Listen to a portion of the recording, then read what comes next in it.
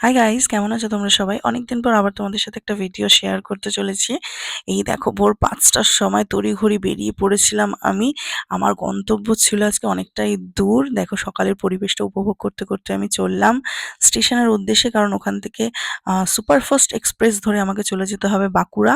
আমার অফিস সূত্রে বিভিন্ন জায়গায় প্রতি মাসেই যেতে হয় ভিজিটে।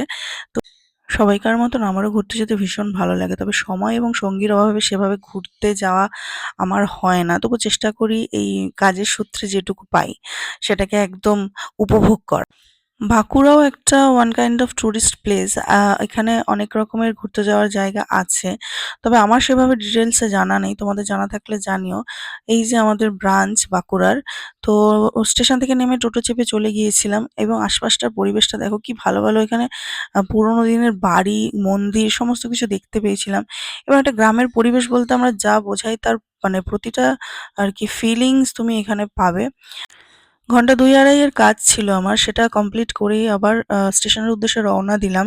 স্টেশনে পৌঁছেই ১ম এ আগে চা খেয়ে নিয়ে দুপুরের কিছু একটা খাওয়ার ব্যবস্থা করতে হবে। কারণ এই সমস্ত জার্নিগুলোতে খাওয়াটা প্রচণ্ড রকমভাবে ডিসব্যালেন্স হয়ে যায় সারাদিনে। তো যা পাই স্টেশনে তাই কোনো রকমে খেয়ে নিয়ে আবার ট্রেনে উঠে পড়লাম এবং এখান থেকে আমার গন্তব্য হচ্ছে গিয়ে হাওড়া।